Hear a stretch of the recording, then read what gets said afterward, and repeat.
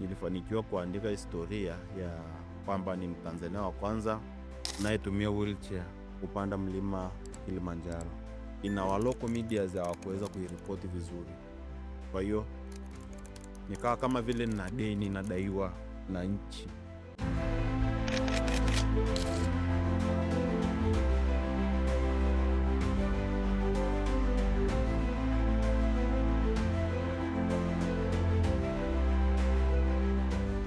Katika episodi yetu ya leo, naomba nianze na msemo ambao unasema ulemavu uko kwenye akili yako wala sio kwenye mwili wako. Sasa leo tupo na mmiliki wa kampuni ambayo inafahamika kwa jina la Kilimanjaro Disability Royal Tour and Safaris. Hasa na kitu gani cha kutuambia? Naomba ukae mwanzo mpaka mwisho wa episodi hii, kwa sababu kuna kitu kikubwa sana cha kujifunza kuhusiana na namna ambavyo unaweza ukaitumia akili yako kuleta mabadiliko na jamii ikakubaliana na yale mabadiliko ambayo unayaleta. Sasa bila kupoteza muda, naomba nimkaribishe ili aweze kujitambulisha, alafu tutaweza kuendelea.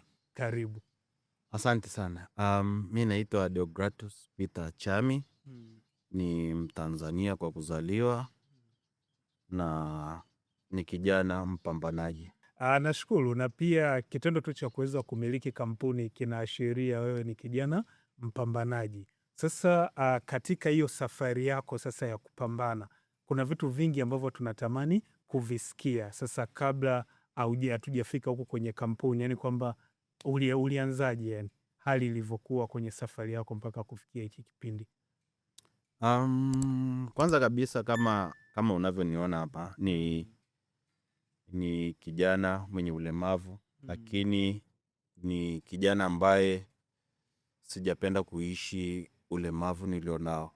Naishi uwezo nilionao.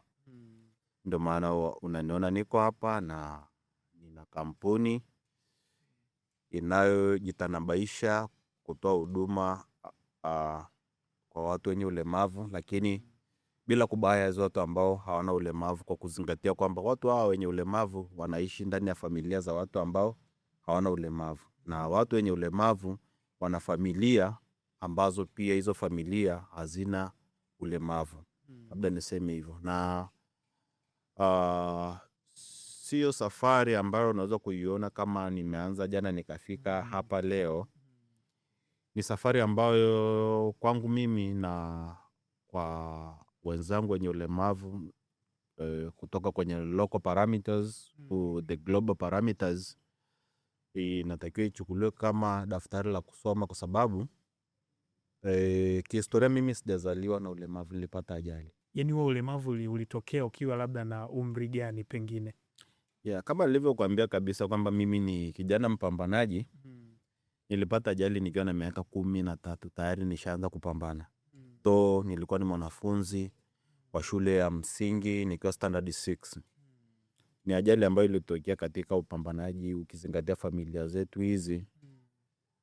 Tumetoka kwenye familia ambazo zina vipato ambavyo havieleweki. Kwa hiyo unakuta kama mtoto mdogo unachukua jukumu la mtu mzima ili uweze ku-earn basic needs. Ndio. Kwa hiyo nilipata ajali katika utafutaji, na nilikuwa nachimba mchanga ili kuuza kwa madebe ili tuweze kupata huko zile basic livings. Na kipindi ambacho hilo janga, yani kwamba tukisema hiyo ajali inatokea, ulikuwa ni darasa la ngapi? Nilikuwa darasa la 6. Yes. Na nikaja nikarudia darasa la 5. Ukumbuke ulikuwa bado ni kijana mdogo, yani mapokeo yako yalikuwaje? Mapokeo yangu kidogo yalikuwa ni magumu, kwa sababu katika udogo ule bado nilikuwa ni mchezaji mzuri sana wa mpira. Kwa hiyo nilikuwa nimeona kama mpira kama eneo la ndoto zangu, lakini pia nilikuwa napenda sana shughuli za jeshi. Kwa hiyo ilikuwa ni ngumu sasa kuanza kuweza kubadilisha mtazamo wa kimaisha na kuja kuishi maisha mapya, sasa maisha ambayo na kutumia kitimwendo. Lakini kupitia huduma za utengamao, kwa maana rehabilitation services ambazo ziko chini ya hospitali ya KSMC, walifanyika marafiki wazuri sana kwangu katika kunisaidia kunitransform na nini, na mwisho yote baada ya kuona tayari nimeshakaa katika hali ambayo ni sawa, within those 2 years ndo wakajiridhisha kwamba sasa mimi naweza nikarudi shuleni. Na maisha mazima sasa ya elimu, kipindi ambacho unasoma, nikizungumzia labda performance pia ilikuwaje? Performance kama maisha yangu yalivyokuwa, pia performance ilikuwa kidogo imedrop. Na nikisema ilikuwa imedrop kwa sababu muda mwingi nilikuwa hospitali na nini, kwa hiyo kulikuwa sina vitu vingi vya kusema nasoma na nini, na kitu cha kushangaza kwamba kwa kuwa nilirudia darasa la 5 ambalo tayari nilikuwa nishalipita, lakini bado nilikuwa mwanafunzi tuseme yule wa mwisho, like katika wanafunzi wale wa 132 nilikuwa wa 129 kama sikosei. Kwa hiyo kiliniuma, na kilivyoniuma kwa kweli nilipata mwalimu ambaye Mungu amrehemu mahali alipo, maana kashatwaliwa.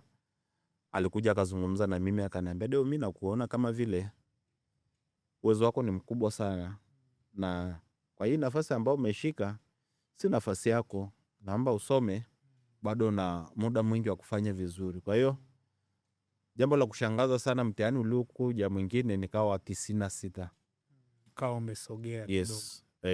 Mwingine ule wa mwezi wa 9 nikawa wa 68. Bado unasogea. Yes. Na ilipokuja kufika the same year nikawa nimefika wa 36.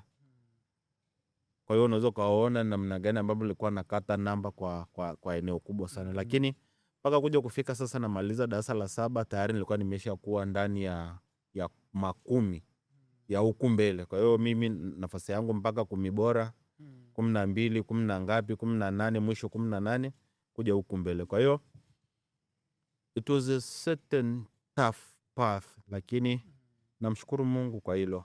Sio, haikuwa kwa juhudi zangu mimi. Hapo umeelezea sasa historia ya namna ambavyo ilikuwa ulivyoanza mpaka unamaliza darasa la 7. Je, iliishia hapo au ni kitu gani ambacho kiliendelea zaidi?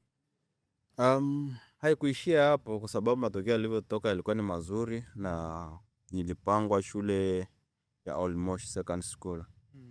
Kwa hiyo O level nilikuwa pale Old Moshi. Na baadaye pia matokeo hayakuwa mabaya, nikatoka pale advance nikaenda Majengo Second School. Pia Mungu hakunipungukia pale, matokeo pia yakawa mazuri, nikawa sasa nahitajika kwenda kwenye level za high learning institutions, ambapo nilisoma chuo kikuu cha ushirika Moshi kwa sasa. Kwa degree yangu ya kwanza nilichukua chuo kikuu cha ushirika Moshi, ambapo ni Bachelor of Community and Economic Development. Yes, ambapo nilihitimu 2013. Baada ya kwamba umemaliza sasa chuo, unaingia mtaani, hali ilikuwaje? Kwa sababu tayari yalikuwa ni mazingira pengine mapya kwa upande wako. Nilivyotoka chuoni, kwa kweli nilikuwa na esteem kubwa sana kwamba okay, mimi ni mwanafunzi sasa, nimegraduate kutoka chuoni, naitwa msomi. Lakini sio msomi tu, ni msomi mwenye ulemavu. Kwa hiyo nikafikiri kwamba jamii itanichukulia hivyo hivyo kwamba wacha tumsaidie huyu amesoma na ana ulemavu. Lakini nikaja kugundua kabisa kwamba kwenye industry ya mtaani huku issue ni tense, mambo yamebana. Kwa hiyo kwa kuwa umeingia kwenye industry ya ushindani sasa, lazima na wewe upambane. Sasa ukiishi katika aspect ya kwamba mimi ni mwenye ulemavu, utabaki katika hali hiyo hiyo ya ulemavu, si ndio? Lakini kutokana na ushindani ulivyokuwa, nafikiri nilikaa tu nyumbani kama mwaka mmoja, na sikukaa nyumbani. Nilikaa with no formal employment, lakini ilibidi nitoke Moshi nikaenda Dar es Salaam. Kukaa Dar es Salaam pale nilikuwa mtaa wa Grey kufanya umachinga. Yeah. Nilikuwa nakaa pale nafanya umachinga, ukisikia zile winga, watu wanapiga winga, utashangaa mtu mwenye wheelchair anapigaje winga. Mimi mwenyewe pia nilikuwa napiga winga. Lakini winga ambayo nilikuwa napiga kisomi zaidi. Ya winga zangu mimi zilikuwa za mimi natoa mzigo wangu Kariakoo pale, natumia watu mikoani. Kwa hiyo unakuta nimeingia zangu chimbo, naenda kutafuta pasi nzuri za Philips, zile nzuri kubwa kabisa steam, unainunua kwa bei, unabageni na mtu akiwa mkoani, kwa kuwa ushampigia picha na nini, anakuambia okay, kwa bei hapa hela usafiri hiyo hapo na kutumia. Kwa hiyo nilikuwa nafanya biashara za namna hiyo hapo. Na hapo ulivyokuwa winga, yani bado nimevutiwa kuendelea kuona yani kwamba watu walikuchukuliaje hapo. Tayari wewe mwenyewe ulikuwa na degree, kwamba umeshamaliza na kuna vitu ambavyo ulikuwa una expect, kwa hiyo ukaamua kwenda winga. Bado unajua kwa mawinga wengi yani waliozoeleka kwamba unakuta ni wale watu ambao wanaweza wakakimbia zile purukushani nyingi. Wewe ilikuwaje mpaka ukaweza kuwa winga na ukaweza kuendelea kutuma mizigo maeneo mengine? Hapo sasa ndio inapofika mahali ambapo sasa how you tune your intellectual muscles kuweza kukabiliana na mazingira yale. Kwa hiyo kutoka pale mimi kitu ambacho nilikuwa nafanya mara nyingi nilikuwa nachukuaga contact za wale wenye ile mizigo wanaouza mizigo, yani kule tunasemaga chimbo, si ndio? Kwa hiyo wale wenye chimbo mimi nakuwa na mawasiliano nao ya moja kwa moja.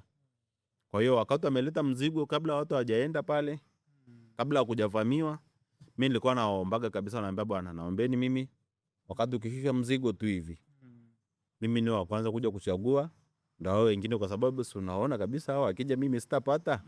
Kwa hiyo naombeni mimi mnipe priority, nije nichukue hapo vya kwangu viwili vitatu, then wao muweze kuwaruhusu. Kwa hiyo tulikuwa tunaenda hivyo na mambo yalikuwa yanaenda, yalikuwa mazuri sana kwa kweli.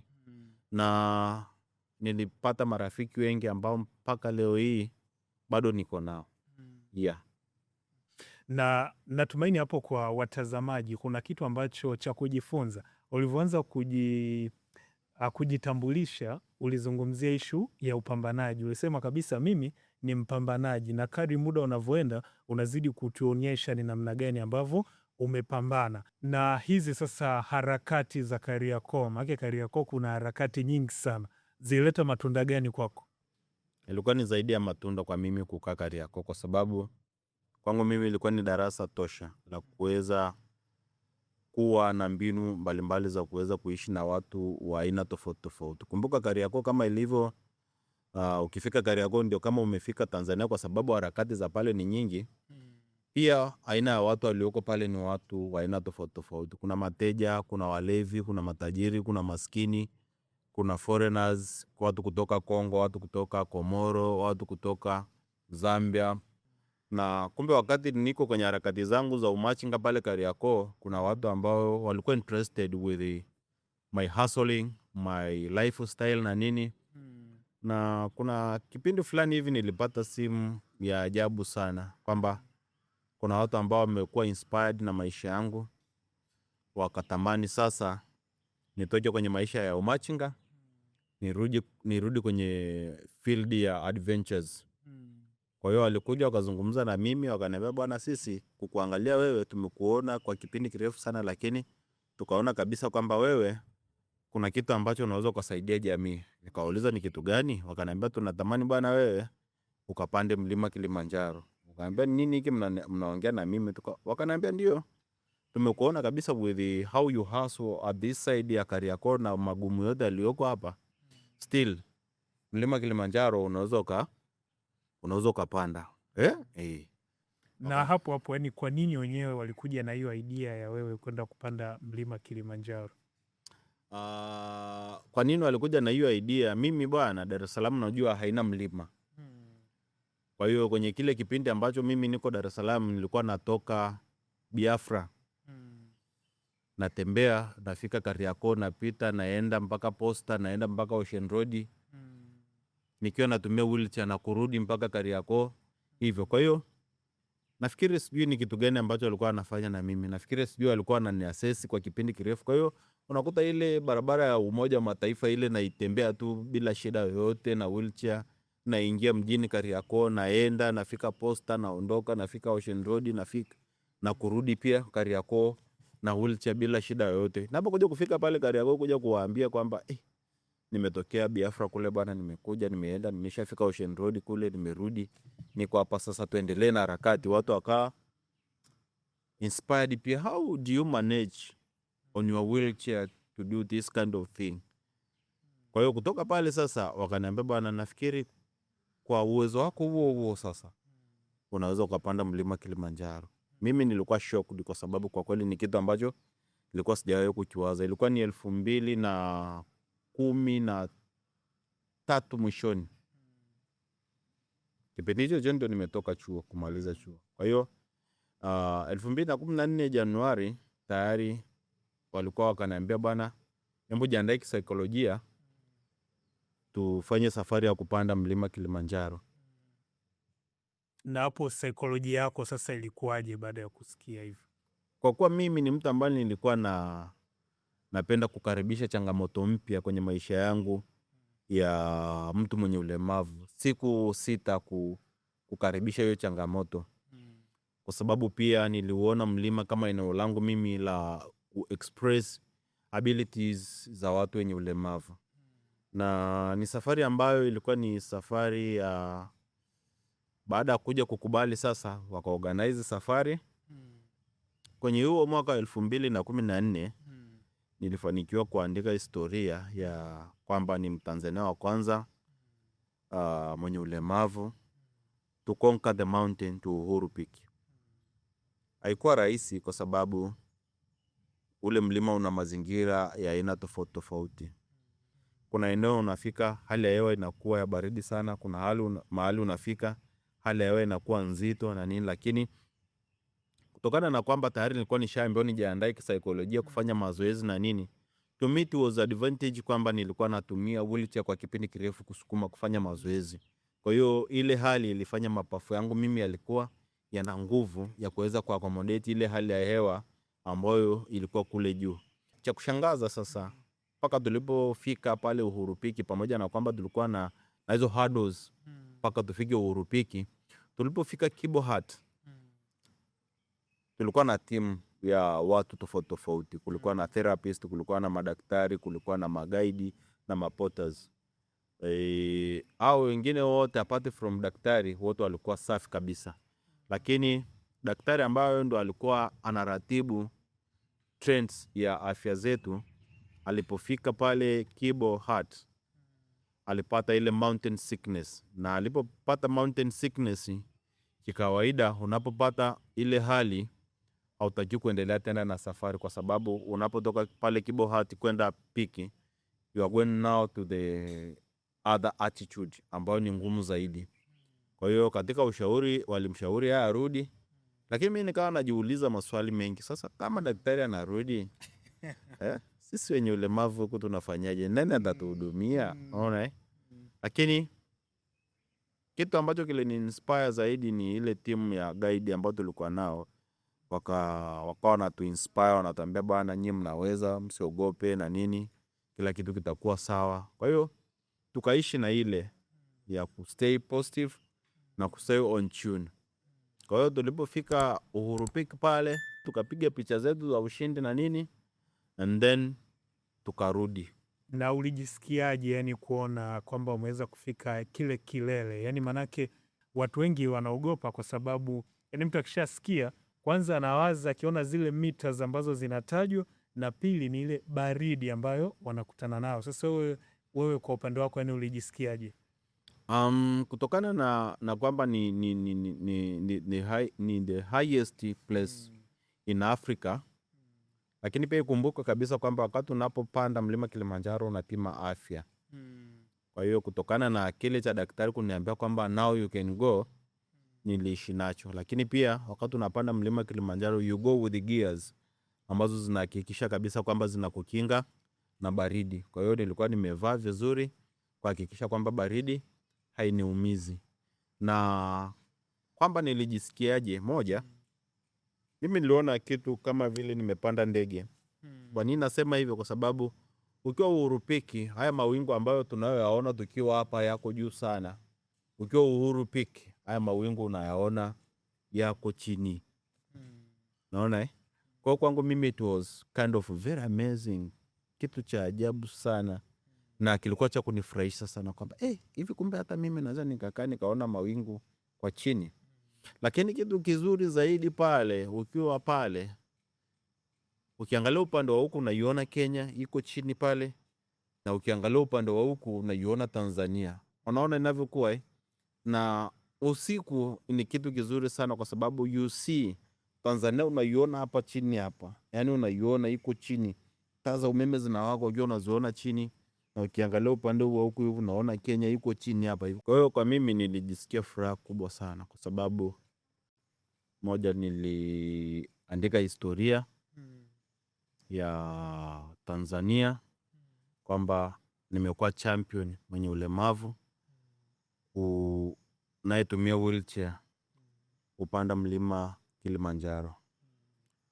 Kwa hiyo kile niliondoka nacho. Lakini pia niliporudi sasa kwenye jamii ya kawaida katika kuendelea na upambanaji, kukaa kuna kidogo nilitamani ile taarifa iende vizuri ili iweze kutengeneza transformation kwenye industry ya utalii kwenye zile nyakati. Lakini ina local media hawakuweza kuiripoti vizuri. Kwa hiyo nikawa kama vile nina deni nadaiwa na nchi kwamba fine, leo umepanda mlima Kilimanjaro sawa, lakini hii nchi inajua. Unaona? Na unahisi kwa nini hicho kitu akikuwa akikuzungumzwa vizuri kwamba namna ambavyo wewe uliwaambia labda fanyeni hivi walifanya tofauti, au hapo shida ilikuwa ni nini? Nafikiri ni ile mapokeo ya namna ambavyo nilipanda mlima Kilimanjaro. Kumbuka media kwa kile kipindi pia zilikuwa kwa watu wengi ambao walikuwa ni reporters, walikuwa hawajabeba ile dignities ambayo amebeba mtu mwenye ulemavu, kwamba huyu ni mtu na anahitaji pia kupewa kipaumbele na taarifa zake zinatakiwa zisambae. Kwa hiyo kwa namna ambavyo walikuwa wamechukulia wao, na mimi pia nikaona kama vile ni eneo ambalo nadaiwa. Kwa hiyo nilitembea katika kipindi hicho kigumu namna hiyo, lakini pia kwangu mimi ilikuwa ni kama darasa, kwa sababu sikuishia hapo. Nilikuwa nakutana na waandishi wa habari wengi kwa vipindi tofauti tofauti kuweza kushare nao hiki kitu. Kwa nini hamkushare? Kwa nini hamkushare? Why don't you see kwamba kuna hiki? Kwa hiyo nikawa nawaambia bwana, mimi nawahakikishia kwa kuwa hamkushare hiki kitu, ndahakikisha kuna kipindi nitakifanya na mtakishare. Kwa hiyo nikawa natembea na lile jambo likali linaniumiza. Okay, kumbuka ushawaambia waandishi wa habari, sasa hiki kitu utakifanyaje? Kwa hiyo ilipokuja kufika 2000 sasa na 23 katika hustling za kimaisha, ajira ondoka, ikabidi sasa ukande wa wakati wangu sahihi wa kufanya registration ya kampuni inayoitwa Kilimanjaro Disability Royal Tour. Na kampuni hii nilisajili kwa ajili ya moja, kutangaza inclusive tourism, lakini pia kutangaza abilities ambazo wamebeba watu wenye ulemavu, lakini pia kuiambia dunia kwamba pia watu wenye ulemavu wapo na wanaweza kutransform the world. Kwa hiyo ukiangalia kwa undani, hii kampuni nimeamua kuibrand kwa hilo jina. Ni kampuni yenye jina refu, Kilimanjaro Disability Royal Tour and Safaris. Sikupenda kuiandika Kili for Inclusion, au sikupenda kutumia acronyms, kwa sababu mimi nataka mtu akisoma jina la kampuni aweze kupata maana halisi ya nini ambacho kampuni inafanya. Na lengo kubwa na mazumuni makubwa ya kufungua hii kampuni ya Kilimanjaro Disability Royal Tour and Safaris ni kuleta transformation kwenye industry ya utalii, kwa sababu ukiangalia kampuni nyingi za utalii hazitangazi sana kwamba pia watu wenye ulemavu wanaweza waka enjoy adventures. Sasa hii kampuni imekuja kutangaza na kusema kwamba watu wenye ulemavu wanaweza waka enjoy adventures, wanaweza waka enjoy creation, lakini pia waelewe kabisa kwamba ni one among the best tool ya rehabilitation kwa wao. Hapo tayari hauna kazi, sijajua upande wa kipato, yaani uliwezaje kuihudumia ile kampuni kipindi ambacho inaanza? Ni kweli kabisa, wakati nafungua kampuni nilikuwa sina kipato, lakini nilikuwa na saving kidogo personal ambazo nilikuwa nazo, lakini pia nilivutiwa kujiunga na SACCOS ya ELST Northern Diocese SACCOS baada ya kunielimisha kwamba ukijiunga significance zake ni zipi. Kwa hiyo nilipofungua kampuni kwa kweli nilikuwa sina hela, lakini baada ya kujiunga kwenye kampuni nikawa sasa wale wamekuwa marafiki zangu sasa, na wakanielekeza namna gani ambapo natakiwa nikope, katika hali gani, ili niweze kurejesha. Kwa hiyo pia walivyonipa ile tips za namna ya kukopa na nini, nilichukua mkopo. Ule mkopo ambao niliochukua ni mkopo wa maendeleo, ambapo mkopo ule ulinisaidia mimi, moja, kuhakikisha kabisa kwamba na panda mlima Kilimanjaro, lakini na kampuni kusimama. Na sasa nazungumza kwamba ni namna gani ambapo ule mkopo uliniwezesha kupanda mlima Kilimanjaro. Ule mkopo uliniwezesha mimi kufanya shughuli ya upandaji wa mlima Kilimanjaro kama kazi sasa. Kwa nini? Kwa sababu huko si lazima nitakuja kudaiwa, nadaiwa kazi. Ile hela imefanya nini? Pamoja na kwamba nahitajika kulipa kama deni, ni eneo ambalo nahitajika hela ijisemee kwamba narudisha ile hela imetumikaje. Unaona? Kwa hiyo nilihakikisha kabisa kwamba ile hela ambayo nimechukua nimetengeneza documentary ya kwamba ni all inclusive tourism activities. Kwa hiyo nilipanda mlima Kilimanjaro kwa lengo la kutengeneza documentary ambayo still iko ongoing. Kwa hiyo sasa baada ya kupanda mlima Kilimanjaro ni safari ambayo kwenye hiki kipindi ilikuwa ni safari ya siku 6. Sio siku 7 tena kama ile 2014. Na kwa kuwa nilikuwa natengeneza documentary, kumbuka kwamba tayari nilikuwa nimeshazungumza na waandishi wa habari wengi kwamba kuna kipindi itafika sasa nitapanda mlima Kilimanjaro. Na kwa kweli nilipanda kwa mafanikio makubwa, na documentary nilitengeneza ya mlima Kilimanjaro ambapo ndio tuko kwenye final stage. Na niseme tu kwa wazi, hata jana tunapozungumza hapa, jana nilikuwa na timu ya waandishi wa habari kama press conference. Jana nilifanya press conference na waandishi wa habari wa vyombo zaidi ya 13 kuweza kuwaambia na kuwapa taarifa kabisa kwamba kile ambacho nilichokisema sasa naombeni mkakisambaze katika hali ya uzuri, ya kwamba yule Mtanzania aliyepanda mlima wa Kilimanjaro kwa mara ya kwanza 2014 amepanda tena, na amepanda na kampuni yake mwenyewe inayoitwa Kilimanjaro Disability Royal Tour and Safaris. Na kampuni hii imepanda na project inayoimiliki yenyewe. Hii project inaitwa Kili for Inclusions. Ni project ambayo imejikita katika kuempower people with disabilities kwenye inclusive tourism. Lakini pia ni project ambayo imejikita kutengeneza transformation kwenye industry ya utalii.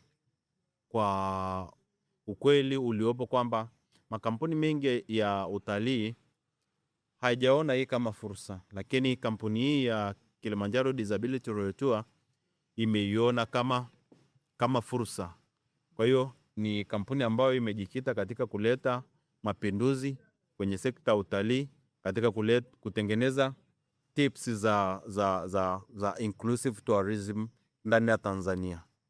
Umezungumza kuhusiana na hii documentary kwamba documentary iko tunasema iko njiani, kwamba inakuja tayari, ushawatangazia waandishi wa habari, wameshajipanga. Sasa ni vitu gani ambavyo tunatakiwa kuvitegemea kutokana na hiyo documentary, au tunaita ni makala? Mimi nafikiri mtegemee vitu vingi kutoka kwenye documentary, kwa sababu pamoja na kwamba tuna sera nzuri za from local government to central government, lakini pia kwenda kwenye global aspect, kampuni hii inaenda kutengeneza transformations ya kuweza kuwa kama ni kampuni ambayo inaleta chachu katika kuleta transformation kwenye zile sera na sheria ambazo wameziweka zinazohusiana na namna ya kumhudumia mtu mwenye ulemavu. Kwa nini nasema hivyo? Kwa sababu mwisho wa yote kampuni imejikita katika kutengeneza tips za how to work with the people with the disabilities. Na tofauti na kwamba tunaenda kujihusisha na mambo ya utalii, tunaenda kujihusisha pia na hizo kazi za kutengeneza tips on how to work with the people with the disabilities, kwa sababu imeonekana kabisa kwamba sera zinatungwa nzuri sana, sheria zinawekwa nzuri sana, lakini when it comes on executions, let's say in a very simple way, kwenye ile executions wanaweka machineries za supervisions ambazo so proper. Kwa hiyo unapokuja kuassess impact sasa haileti yale matunda ambayo yalikuwa expected. Yeah. Nashukuru sana, na kwa watazamaji pamoja na wasikilizaji wetu tumeweza kuisikia story ya Mr. Deogratius.